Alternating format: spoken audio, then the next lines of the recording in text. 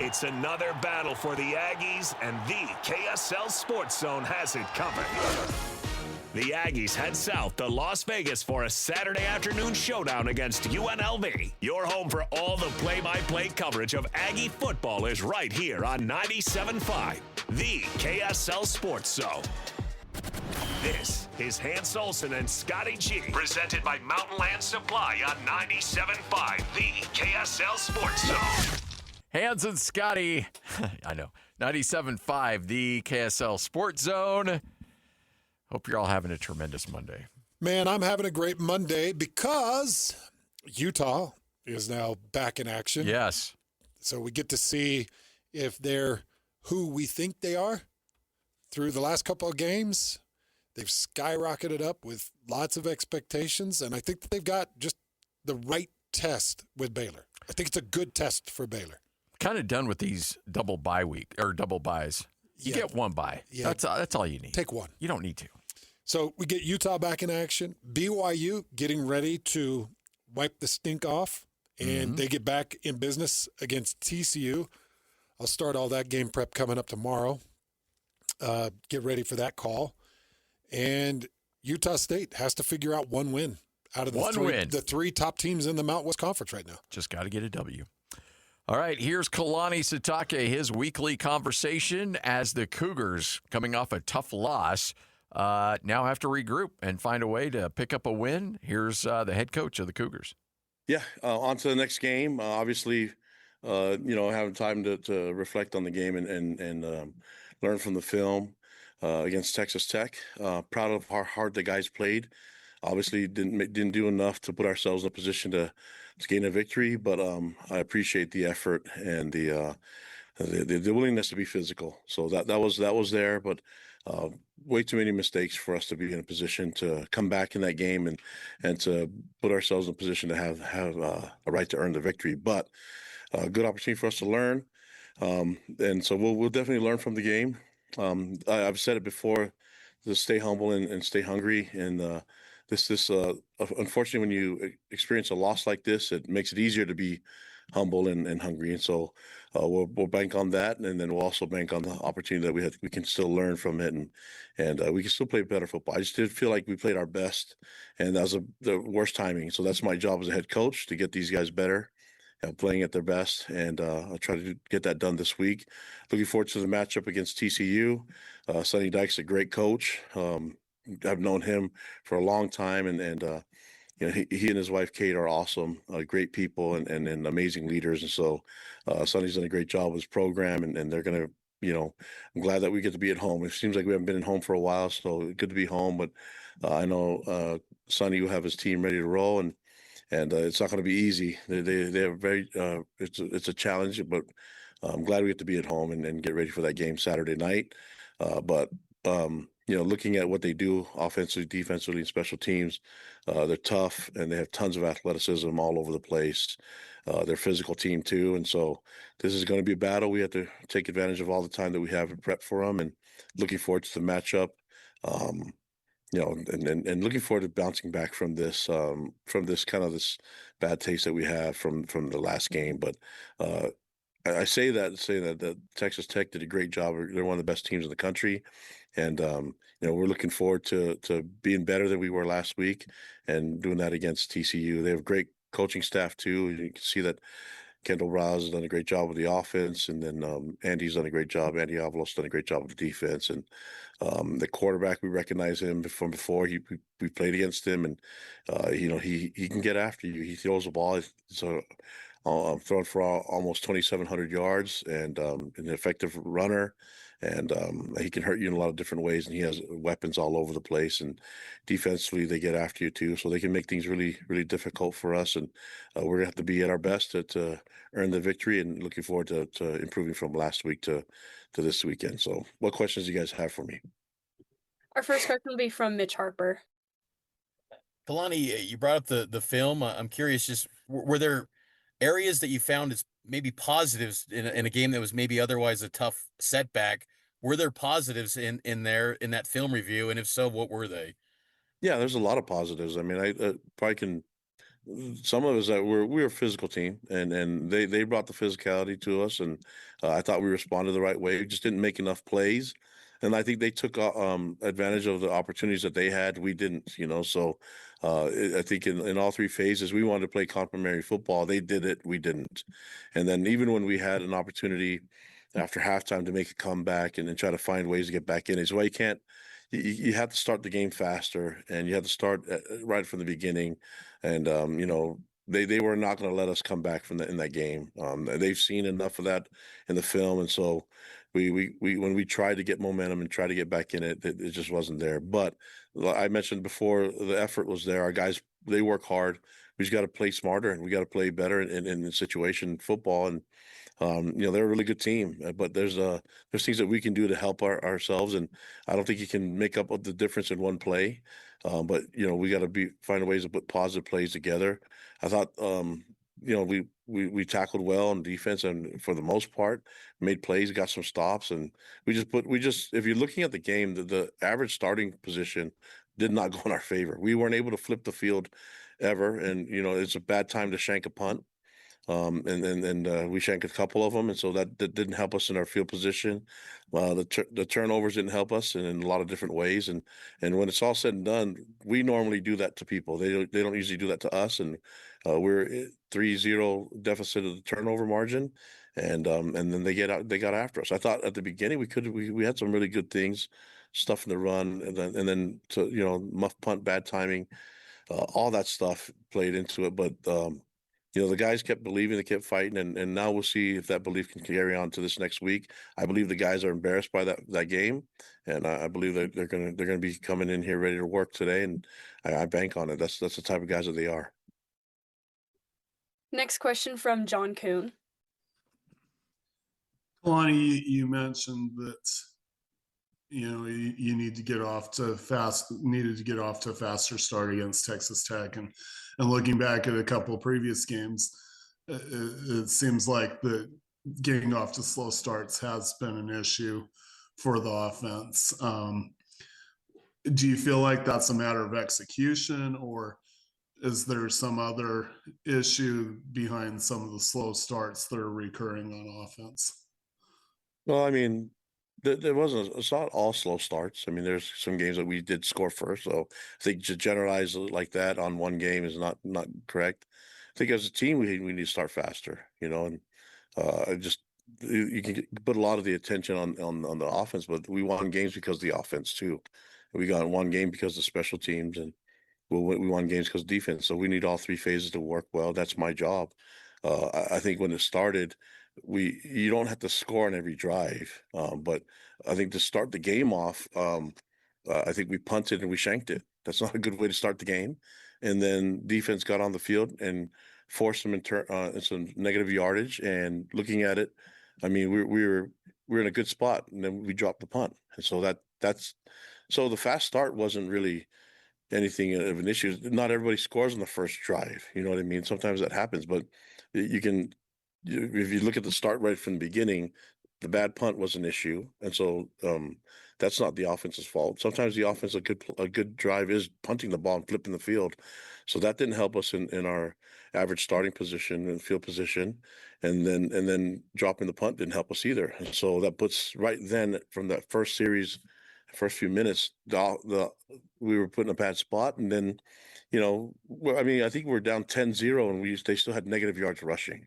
So then it was about the big plays that we gave up, and when it's all said and done, had a good stop, went into halftime and thought we were in a good position, forced a 3-and-out, a punt in the first drive of the second half, and you could see that we were gaining some momentum, and then it just kind of went to a stop, and those things are.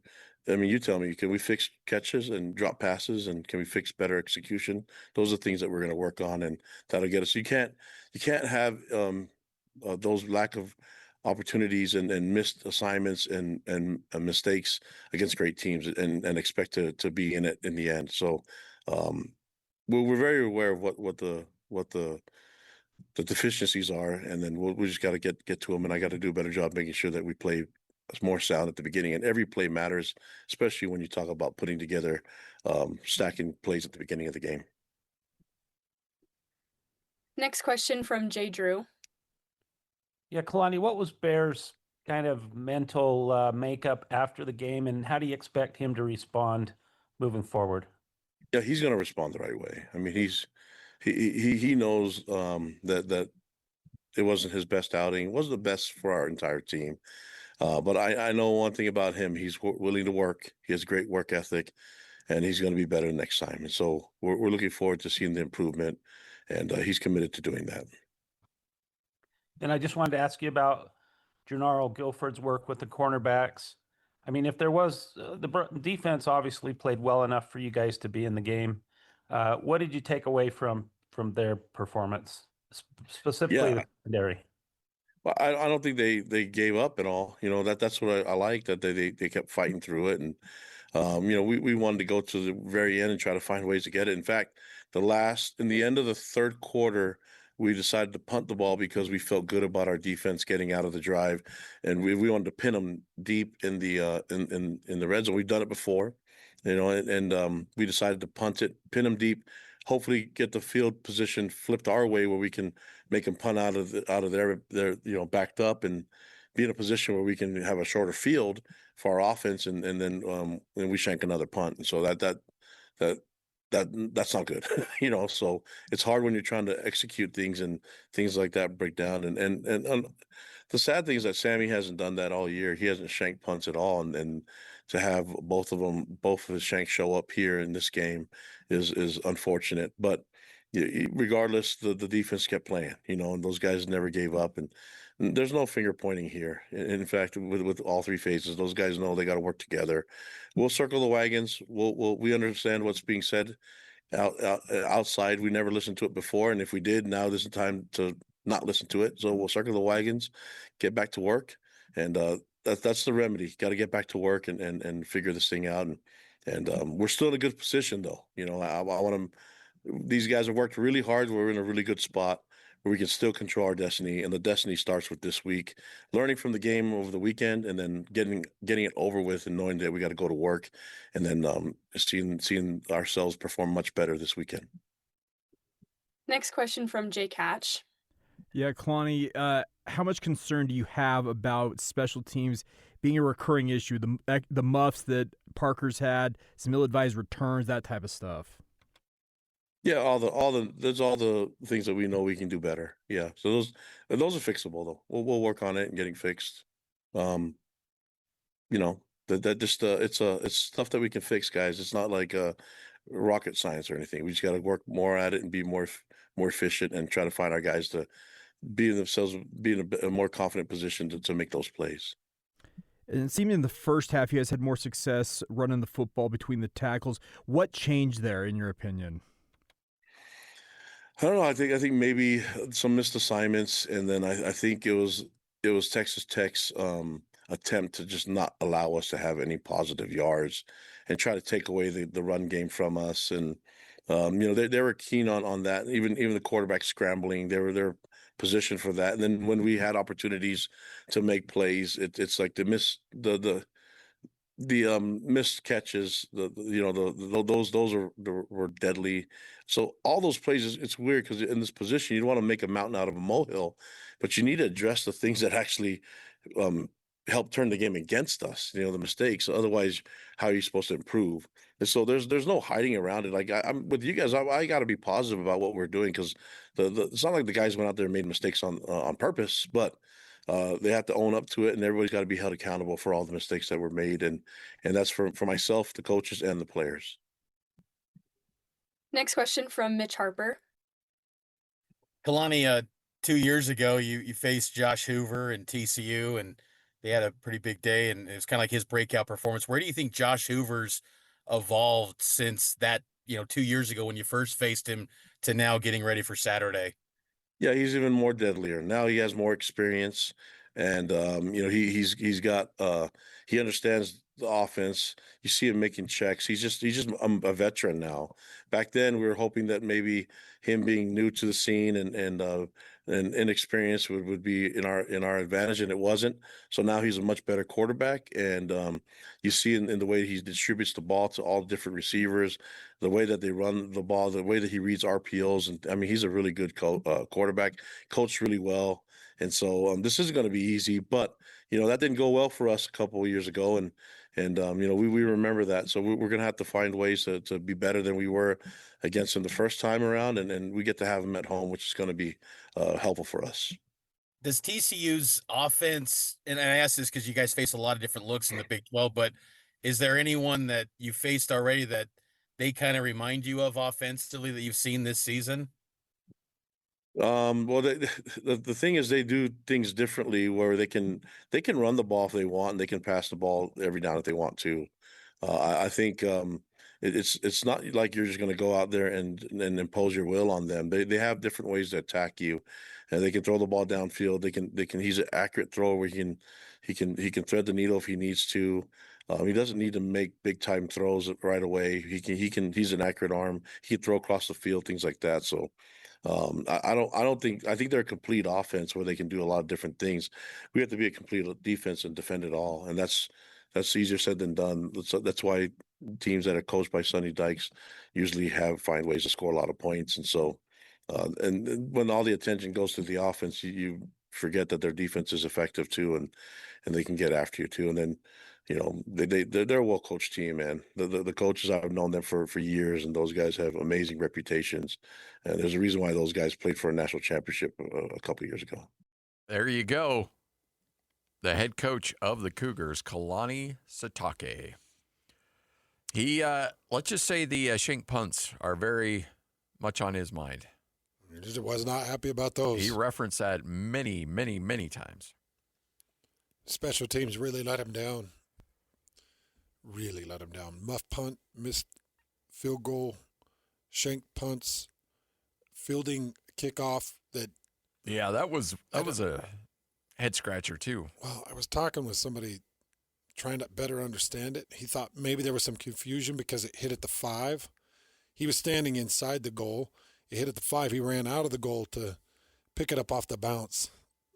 And so maybe there was some confusion that if it went into the end zone, did he have to field? I don't know. I'm not sure why he picked that up and ran it out. Yeah. But cost him quite a few yards. It felt like it was one thing after the other. But like Kalani said, you got everything out in front of you. 3 games left. 2 of them are at home, which is nice, TCU and UCF. Oh, yeah. One of them is going to be a road challenge, Cincinnati. I do feel like Utah put the blueprint out there a little bit on how you beat Cincinnati. So I'm sure Jay Hill will go back and look at how Utah completely dismantled and destroyed Cincinnati on a game day, 45-14, and try to replicate that. I've got a lot of people going at me on social media, not in a bad way, just saying, BYU's falling apart. BYU doesn't have what it takes. Aaron Roderick was a misstep. Oh, there are people that are kind of coming apart at the seams. And I know BYU fans now are getting used to these big buildups and these big moments and BYU not meeting the moment. Well, but they do. That's what in an 8-game streak or a 9-game win streak, they've answered the bell. Yeah. 3 or 4 times. When BYU was meeting up with the University of Utah and they found a way to beat Utah, they answered the bell.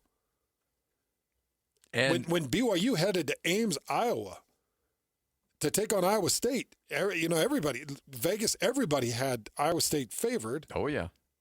And I thought, this is going to be a really difficult game, especially when they lose L.J. Martin. They figured it out. They answered the bell. So, that was a really big moment on Saturday. And, their offense didn't show up. Their special teams didn't show up. But I've seen this team now too many times show up and answer it to say, they don't have the ability. Or Aaron Roderick didn't know what to do in those moments. That's all BS. That's just negativity creeping in. That's all that self-doubt, and and that's what fans are supposed to do. As an analyst, I got to sit back and look at it and say, okay, well, what did they do and what can they do? And as an analyst, I'm like, no, they've got all the tools. They just have to put it in place. You can't have 3 turnovers. No. Can't be shinking punts. If you have an 0-3 turnover margin against TCU, you'll lose that game too. Yeah. Oh, yeah. Yep. Let alone it being Texas Tech. It's an 0-3 turnover margin. And there was a 4th down stop there in the fourth quarter too, where Chase Ryan or Carson Ryan, it was dumped down to Carson Ryan. He just couldn't get there on the 4th down. So there were multiple problems that I think that they can get squared away. Plus, I saw 2 interceptions that BYU typically pulls out of the air, and they dropped. Yeah. Therian Alexander had it in his hands. And if he'd have came down with it, there was quite a bit of green. I think he would have got to Texas Tech's probably 40, 35 or 40. So those kinds of things drive you crazy. Yeah. Hans and Scotty right here on 97.5, the KSL Sports Zone. It's time to saddle up and talk about the winners and the losers. This is the good, the bad, and the ugly. Now, here's the good. It is your good, it is your bad, it is your ugly right here on 97.5, the KSL Sports Zone. The good, all right, Rob Gronkowski will sign a ceremonial one-day contract with the New England Patriots so that he can retire a Patriot for life. Okay, that's, fine, whatever. But the reason he's doing it, because apparently he and Tom Brady and the organization kind of got sideways there at the end when both of them ended up playing for Tampa Bay and winning a title. But he wanted to finish his career with the Patriots, not because of Robert Kraft, not because of his Patriot legacy, but because one of his close friends recently passed from cancer. Susan Hurley, who's a philanthropist there in Boston, she and Gronk apparently got very close in a lot of charity opportunities they had. In fact, he donated $1.8 million to a new playground in Boston because it was inspired by her. On that day, as she knew she was going to pass from cancer in the next couple months, she said, "Can you just give me one more wish and just sign for a day so that you can retire as a Patriot?" Diehard Patriot fan. So she passed a few weeks ago, and he decided, and he and Robert Kraft got together, mended some fences, and said, all right, fine, let's put bygones aside. This is what she wanted. So he will sign a one-day contract to retire as a Patriot. Can you believe it's been 4 years since he was on the field? It blows me away. Yeah, it goes so fast. 21 was his final season. 20 was their Super Bowl season, right? I believe so, yeah. Yeah, I think it was 20 was their Super Bowl season, and 21 was his final season. It just goes so fast. I would have thought that they potentially mended fences when they all got on the stage for the Tom Brady roast. That was the first time I think that all of them had been together. Belichick, Kraft, Brady, Gronk, and a bunch of the other guys. Maybe at first, and then by the end of the night, they were like, okay, we don't like each other anymore. Oh, it was as violent. Well, I think it was so violent that they had to come together. Maybe so, yeah. It was so hard on each of them that they had to come together. I am surprised that there weren't more Robert Kraft massage parlor stuff. Yeah. I think that was one of the no-nos because, Tom Brady's kids were supposed to be a no-no. His marriage was kind of supposed to be a no-no. Everybody blew right past that. Yeah, the best joke of the night was Tom Brady has 7 rings. Well, 8 now that his wife gave hers back. Like there were some shots. We've talked about this. What was your number if you had all those comedians that are out for blood and they said we're going to do a Hans Olsen roast and it's going to be televised everywhere? Your kids' friends will see it. Your kids will see it, and they will go after everything. It's just so filthy. I don't think I could do it. Like if somebody gave you so filthy, like $2 million so you could retire tomorrow. You give it to Ethan, and Ethan will have it all well planned out, and you're good to go. And you can go to a compound in the middle of nowhere, Idaho, and or Millville, and not have to talk to anybody. But it'll be out there. That stuff replays every day. Oh, yeah. It'll be available. I don't think I could do it. Really? No number, huh? I just don't think I could do it. I'm afraid of what it would do to my mom and dad. Yeah. I'm afraid of what it would do to my wife. I'm really afraid of what it would do to my kids. My kids have to go to school, and their friends are all watching the memes, and they're seeing the replay. I'm just saying, if I was as big as Tom Brady, Yeah. and it wasn't money for Tom. Tom doesn't need money. No. Although I'm sure Netflix paid him whatever he wanted. He got a lot of money, but I'm sure 10 minutes in, he was like, whatever they paid, they should have doubled. We should have doubled it. Yeah, but he started to get a little toasted within the first 8 minutes, but there were a couple of times where he barked at the person and was like, "Don't say that again." That was wasn't it Jeff Ross that he got after? Yeah. Yeah. And what really drew the line, it felt like was when they went after Kraft, but it didn't feel like he jumped up when it was about his wife and kids, did he? Seemed he got defensive about Kraft. It was Robert Kraft. It was Kraft when that he got said, defensive. "Don't say that again." Everything else, it seemed like it was okay. Like, Yeah. Giselle, fine. Kids, fine. I'm sure afterwards. Whoa, not the money guy. I know. Kraft is where he drew the line. I was like, well, that's weird. That thing was so harsh, and those guys were all together. They had to have come together and been like, "Man, we're all in the crosshairs." Yeah. So Gronk retiring a Patriot, it's the right thing for him to do. The story itself is nice, but the reason I put it on the good is because it was a shout out to a close friend that kind of helped him and mentor him in the world of philanthropy. And she passed away, and all she wanted, she's like, "Can you just retire a Patriot, please?" 9 years a Patriot. Wow. 2 years a Buccaneer. All right. There's your good. Let's get to the bad. Now the bad.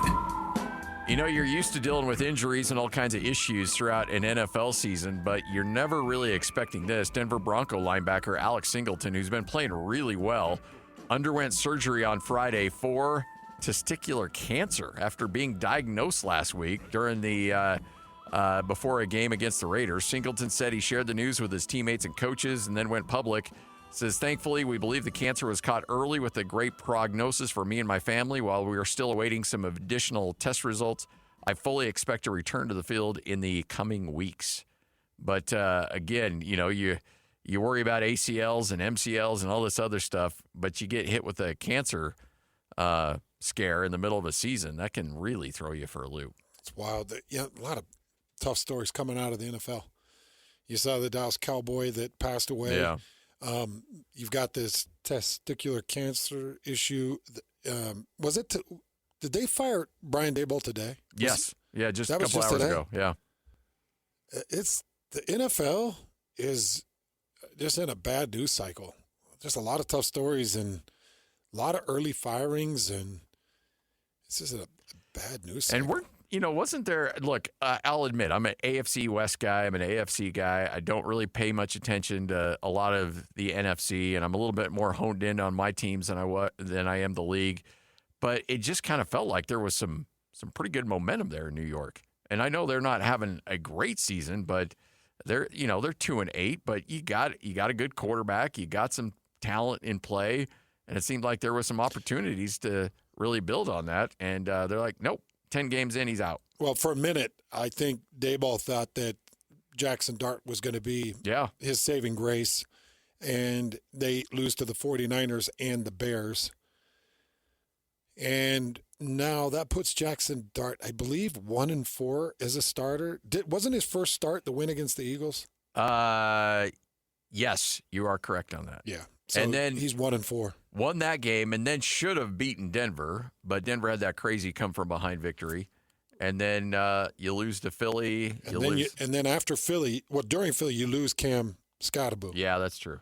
So then you go 49ers and Bears, and Daboll is out. Jackson Dart has shown flashes of. Oh yeah, no, he's going to be great. Like that's why I'm with you. I'm surprised Daboll got axed. Well, especially mid-season too. It's like, wait a minute. Okay, you hit on your quarterback. Your quarterback's playing well. He's supposed to be a guru on that, and I would say let him finish the season.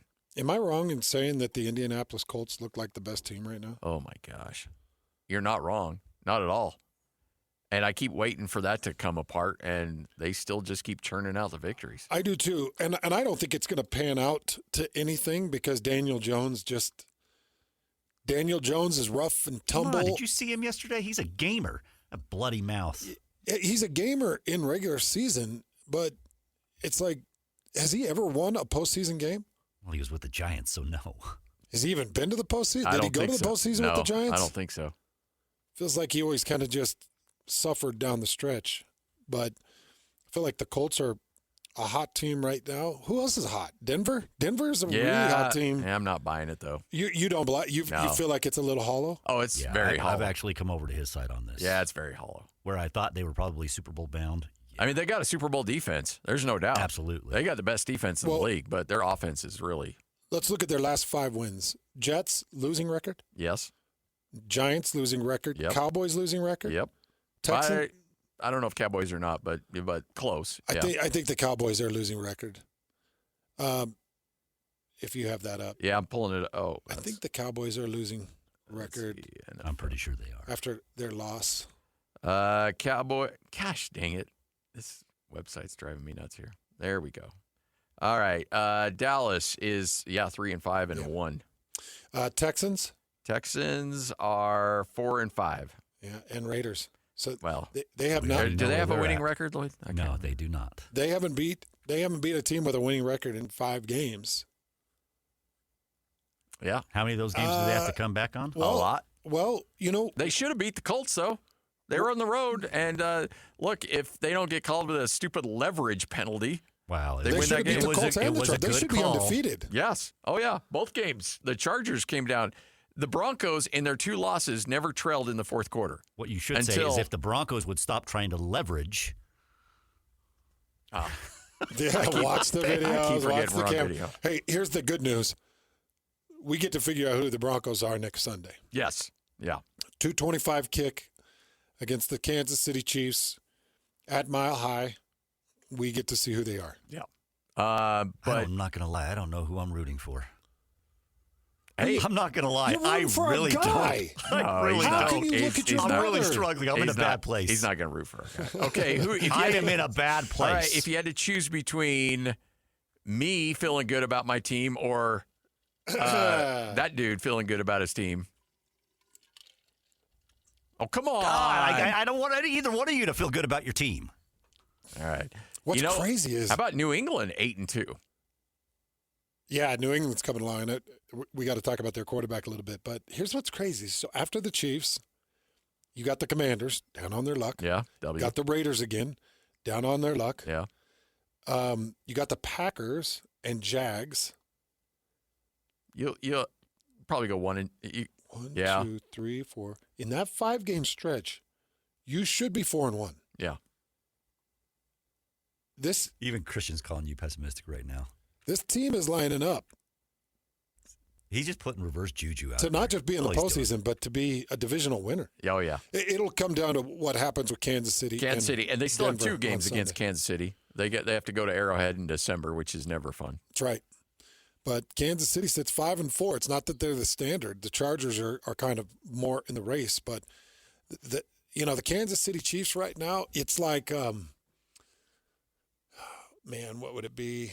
It's kind of like, some of your top UFC champs calling up an old dog to see if they still got it. Kansas City still has it. Oh, yeah. And look, Kansas City will probably limp into the playoffs and then go on a heater like they always do. Yeah. And be right there. I mean, it's just I think that's a team that's starting to get where they get a little bored of the regular season. And they're like, can we just get to the playoffs and we'll be fine. All right, 151, Whole World News coming up next right here on 97.5, the KSL Sports Zone. Go! It's time to span the globe for the hard-hitting news you care about. Well, not really. But hey, at least we found it interesting. This is Whole World News on 97.5, the KSL Sports Zone. We've got the whole world in our hands.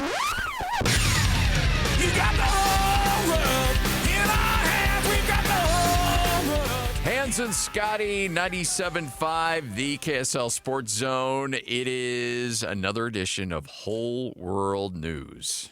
So we got the news back on October 20th that Texas Tech is banning the throwing of tortillas by fans on kickoff. Did you see any tortillas? No, not a single tortilla. Tell me I don't even know anything about It's been going on. tortillas. It's been going on forever. I don't know the origin of it, but it's been a tradition that they've done for a long, long time there. Well, it was banned. I didn't see a single tortilla, and I just didn't even know what the whole thing was. But what I saw was a ton of social media posts of BYU fans filming themselves grabbing tortillas out of their fridge and walking to the door and kicking the bag of tortillas out the door. Did you see all those videos? I did not. Yeah, BYU fans were posting it. They were just kicking their bags of tortillas out their doors. I don't know, some type of jointed effort to show disgust or disdain towards Texas Tech and their tortilla throwing. But, yep, it's done. It's gone. There were a couple of players that were asked about it on BYU side of the thing. They were like, no, we're kind of bummed that it was gone because I guess it was big tradition. It's a long-standing student tradition. Originally, there's two theories. Nobody really knows for sure. This is according to Google, so take it with a grain of salt. One theory is that students originally tossed soda lids but switched to tortillas after concessions stopped providing lids back in 1989. So they were throwing their lids off of their sodas, and they're like, okay, well, we're going to ban that. And then so they took away the lids, and then people did tortillas instead. Another theory suggested in 1992, an ESPN broadcaster joked that Lubbock had only two things going for it, football and tortillas, leading fans to embrace the tradition by bringing tortillas to games. I'm sure they weren't soda lids. I'm sure they were beer lids. Beer lids? Yeah. Beer caps? The Big 12 ended up fining Texas Tech $25,000. They threw tortillas on the field against the Jayhawks. And apparently Lance Leipold had a pretty heated exchange with McGuire because they continued throwing the tortillas past the opening kickoff. So it's like you get one time to throw the tortillas. Now you got to stop. Yeah, you're not supposed to throw it, I guess, past the kickoff. This is what Joey McGuire had to say. He said, I know the fan base will get behind this. I still believe the last game, it was loud as I've ever been a part of. The towels were really cool. They all did have the towels now. So is that a new thing? That must be to replace the tortillas. Because it was, make yourself a quesadilla. Everybody was twirling their towels. It looked like it had been a tradition for years. Yeah. But that's where they're at now. Well, shoot. Sorry, Texas Tech.